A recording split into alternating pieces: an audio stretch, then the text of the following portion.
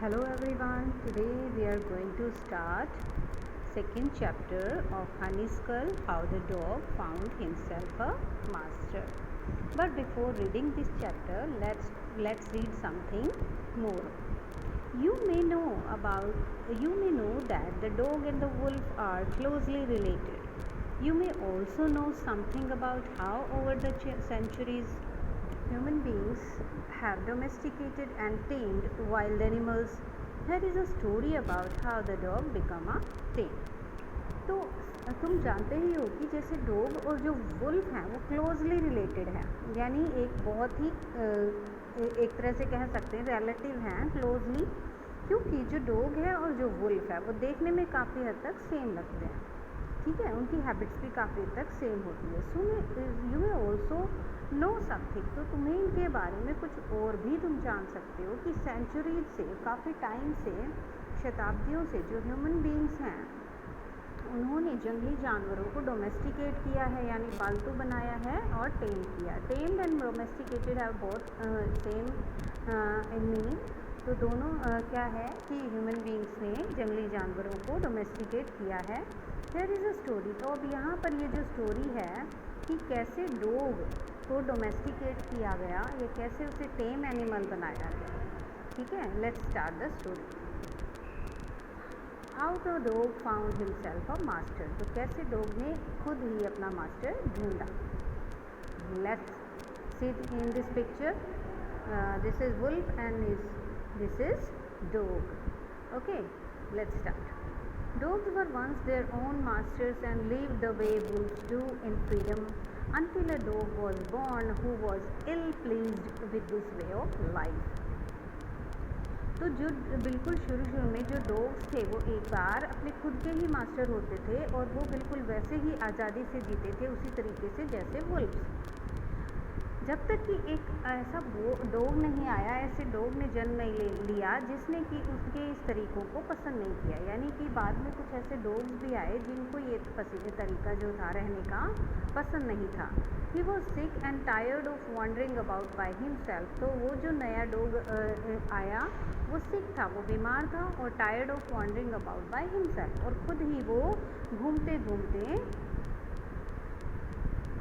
थक गया था. किस चीज़ से, किस लिए घूम रहा था वो? Looking for food and being frightened of those who were stronger than he. तो वो फूड के लिए घूमते हुए और उन लोगों से बचते हुए जो उससे ज़्यादा स्ट्रॉन्ग हैं. तो अपने से ज़्यादा स्ट्रॉन्ग लोगों से वो डरता था, तो इन लोगों से बचते हुए और फूड को ढूंढते हुए वो थक गया था. He thought it over and decided that the best thing for him to do was to become the servant of one who was stronger than anyone on earth. And he set out to find such a master. तो उसने सोचा कि इसको ये जो मतलब उसकी wandering थी इस तरह से, उसने सोचा इसको ख़त्म किया जाए और उसने डिसाइड किया कि उसके लिए अच्छा होगा कि अगर वो किसी ऐसे का सर्वेंट बन जाए, ऐसी का सर्वेंट जो इस अर्थ पर सबसे ज़्यादा स्ट्रॉन्ग हो, यानी स्ट्रॉन्ग हो सबसे ज़्यादा. तो उसने ही set out to find such a master. तो वह ऐसे मास्टर को ढूंढने लगा. He walked and he met a kinsman of his, a big wolf who was as strong as he was fierce. तो वो चलता गया और आखिर में वो अपने ही एक बहुत ही क्लोजली रिलेटिव से मिला, एक बड़ा सा वुल्फ जो क्या था, बहुत ही ज़्यादा स्ट्रॉन्ग था. जितना ज़्यादा स्ट्रॉन्ग था उतना ही वो फायर्स भी था. ठीक है, यानी भयानक था. वो स्ट्रॉन्ग भी था और भयानक भी था. तो वुल्फ ने उससे पूछा, where are you going dog, तुम कहाँ जा रहे हो? तो I am looking for someone to take up service with, would you like to be my master wolf. तो डॉग ने वुल्फ से पूछा कि भाई मैं ना अपने लिए किसी ऐसे को ढूंढ रहा हूँ जिसको मैं अपनी सर्विस दे सकूँ, तो क्या तुम मेरे मास्टर बनोगे? उसने वुल्फ से पूछा. I don't see why not, the wolf said. तो वुल्फ ने उसके जो प्रपोज़ल था उसको एक्सेप्ट कर लिया. उसने कहा कि हाँ क्यों नहीं, और वो उससे एग्री हो गया, ठीक है। The two of them went on together, तो दोनों एक दूसरे से सहमत होकर के साथ साथ चलने लगे। अब they walked and all of a sudden the wolf lifted his nose and sniffed, darted quickly off the path and into the bushes and crept deeper into the forest. The dog was much surprised. तो अब वो दोनों चलते गए और अचानक all of a sudden, अचानक जो वुल्फ है उसने अपनी नोज़ उठाई, जैसे कि वो कुछ सूंघ रहा हो, उसने अपनी नोज़ उठाई, स्निफ्ड सूंघा, और डार्टेड क्विकली, डार्टेड का मतलब है मूव्ड क्विकली, और जल्दी से वो उस रास्ते से हट गया और बुशेस के अंदर जाकर फॉरेस्ट में गहराई के अंदर यानी गहरे फॉरेस्ट के अंदर चला गया, ठीक है। मतलब वो डर गया था। अब वो किस चीज़ से डरा, लेट्स सी। तो the dog was much surprise, अब जो डॉग था वो बहुत ही ज़्यादा हैरान हो गया। What's come over you master, he asked, what has frighten you so. उसने अब वुल्फ से पूछा कि मास्टर तुम्हें क्या हुआ है भाई, तुम इतना क्यों डर गए, मतलब इतना कैसे डर गए। What has frighten you so, किसने तुम्हें इतना डरा दिया। तो can't you see there is a big out there, there is a bear out there and he might eat up both of us, you and me. तो उस wolf ने उसको कहा, डॉग को, कि क्या तुम्हें दिखाई नहीं देता कि वहाँ पर एक बियर आ गया था और वो हम दोनों को खा सकता था, यू एंड मी, यानी तुम्हें और मुझे वो खा सकता था। तो अब seeing that bear was stronger than the wolf, the dog decided to take up service with him, and he left the wolf and asked the bear to be his master. अब ये देखकर कि जो बेयर है वो wolf से ज़्यादा ताकतवर है, तो डॉग ने डिसाइड किया उसकी सर्विस लेने के लिए, उसको अपनी सर्विस देने के लिए, और उसने वुल्फ को छोड़ दिया और बेयर को अपना मास्टर बनने के लिए कहा। The bear agreed to this readily, और जो बेयर है वो बहुत ही जल्दी इस चीज़ के लिए सहमत हो गया, यानी उसका मास्टर बनने के लिए वो रेडी हो गया। Okay, so and said let's go find a herd of cows. अब बेयर ने उसको कहा, आओ चलते हैं और काऊ के झुंड को ढूंढते हैं। I'll kill a cow and then we can both eat our fill. तो मैं एक काऊ को मार दूंगा, फिर हम दोनों अपना पेट भर लेंगे। ईट अवर फिल का मतलब है पेट भरना, ठीक है, तो हम अपना पेट भर लेंगे। They walked on and soon saw a herd of cows, तो वो चलते गए और जल्दी ही उन्होंने एक गायों का झुंड देखा। But just as they were about to come up to eat, they were stopped by a terrible noise. पर जैसे ही वो इसके पास जाने वाले थे, उन्हें एक टेरिबल नॉइज सुनी, भयानक आवाज़ सुनी, और उसको सुनकर वो रुक गए। The cows were moving loudly and running in a panic in all direction. तो जो काउज थी वो तेज़ उन्होंने चिल्लाना शुरू कर दिया। मूविंग है उनकी वॉइस, साउंड ऑफ काउज। तो उन्होंने ज़ोर से चिल्लाना शुरू कर दिया काउज ने, और वो पैनिक में, मतलब वो घबराहट में, परेशानी में इधर उधर अलग अलग डायरेक्शंस में भागने लगी। The bear looked out from behind a tree and then he too ran hastily deeper into the forest.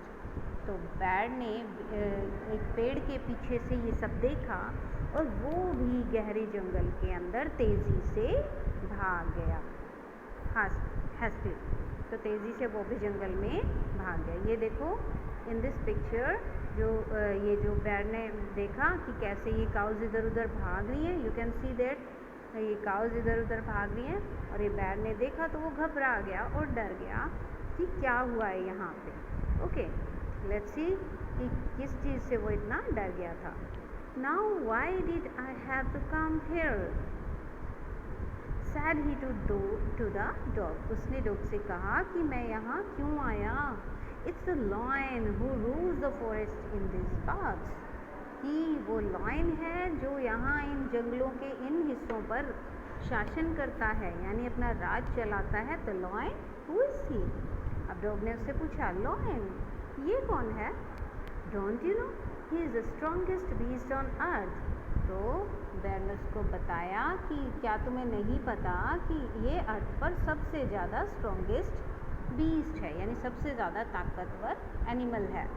Well then I will say goodbye to you bear. अब उसने बेयर से कहा कि फिर तो मैं तुम्हें गुड बाय कहूँगा, अलविदा कहूँगा। I want a master who is stronger than any one on the earth. तो मुझे तो एक ऐसा मास्टर चाहिए जो अर्थ पर सबसे ज़्यादा ताकतवर हो। तो अब आगे क्या हुआ, डॉग ने उसको छोड़ दिया। And off the dog went to ask the lion to be his master. और उसके बाद डॉग जो है लॉयन से अपना मास्टर बनने के लिए पूछने चला गया। The lion agreed of it. जो लॉयन था उससे सहमत हो गया। And the dog stayed with him and served him for a long time. Okay, तो इस तरह से डॉग अब उसके साथ रहने लगा और उसने शेर को बहुत लंबे टाइम तक अपनी सेवाएं दी। It was a good life and he had nothing to complain of, for there was no stronger beast in the forest than the lion and no one dare touch the dog or offend him in any way.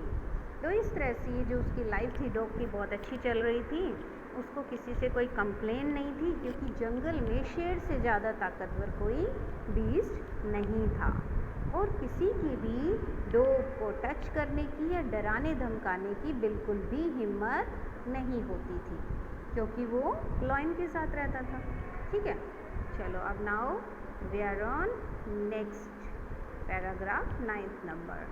But one day the two of them were walking side by side along a path that ran amid bare cliffs. Then all of a sudden the lion stopped. लेकिन एक दिन जब वो दोनों एक रास्ते पर, जो कि एक मतलब स्टीप हाई रोक थी, जो क्लिफ होती है वो क्या होती है, एक रोक को कहेंगे जो सी के किनारे पर एक तरह से खड़ी हो, ठीक है। तो ऐसी चट्टान जो समुद्र के किनारे पर हो और उसके एक साथ में रास्ता भी जाता हो, तो वो उस रास्ते पर चल रहे थे। और फिर अचानक से जो लॉयन है वो रुक गया। He gave a great roar and struck the ground angrily with his paw with such force that a hole formed there. अब जो शेर है वो जोर से दहाड़ा और उसने अपने पंजों से ज़मीन को कुरेदना शुरू कर दिया, जोर जोर से, गुस्से में आकर, एंग्रीली। इतना ज़ोर लगाया उसने, इतना ज़ोर से किया कि वहाँ पर होल बन गया, छेद बन गया एक। Then he began to back away very quickly, और फिर वो बहुत ही तेज़ी से, बहुत ही शांति से वापस आ गया, बैक आ गया। ठीक है, ओके, बैक आना उसने शुरू कर दिया। What is it, master? Is anything wrong? अब डॉग ने उससे पूछा। Asked the dog surprised. Dog जो था वो बहुत ही हैरान हो गया था ये देख के। उसने पूछा कि मास्टर what is it? कि ये क्या है? Is anything wrong? क्या कुछ गलत हुआ है? क्या कुछ प्रॉब्लम है? तो I smell a man coming this way, the lion said. Lion ने कहा कि मुझे ना यहाँ पर किसी आदमी के आने की स्मेल आ रही है। We had better run for it and will be in trouble. हमारे लिए अच्छा होगा कि हम यहाँ से भाग जाएं, अदरवाइज हम मुसीबत में पड़ जाएंगे। Will be in trouble, मुसीबत में आ जाएंगे। Oh well, then I'll say goodbye to you, lion. I want a master who is stronger than anyone on the earth. तो अब डॉग ने क्या किया? अब डॉग ने फिर से लॉयन को गुड बाय कह दिया, अलविदा कह दिया। वो कहता है कि भाई मैं तो तुम्हें अलविदा कहूँगा अब, क्योंकि मुझे तो एक ऐसा मास्टर चाहिए जो अर्थ पर सबसे ज़्यादा स्ट्रॉन्ग हो। ओके, तो इस तरह से लॉयन जो डॉग है उसने किन किन को छोड़ दिया? सबसे पहले उसने वुल्फ को, आफ्टर दैट बेयर को, फिर लॉयन को। अब देखते हैं कि अब नेक्स्ट मास्टर उसका कौन होगा। Okay, so this is the last paragraph of this chapter. And off the dog went to join the man and he stayed with him and served him faithfully. अब जो डॉग है वो आदमी को join करने के लिए चला गया, मैन को ज्वाइन करने के चला गया और वह उसके साथ बहुत लंबे टाइम तक रहा। अब उसके साथ ही रहने लगा और उसकी सेवा करने लगा फेथफुली, यानी वफादारी से वो उसकी सेवा करने लगा। This happen long long ago, but to this day the dog is man's most loyal servant and knows no other master.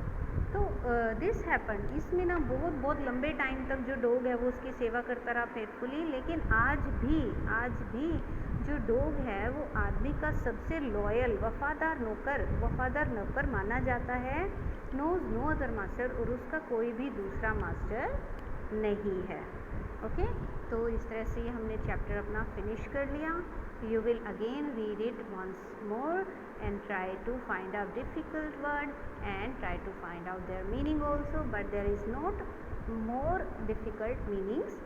All the words are easy to understand. Okay, so bye, take care you all.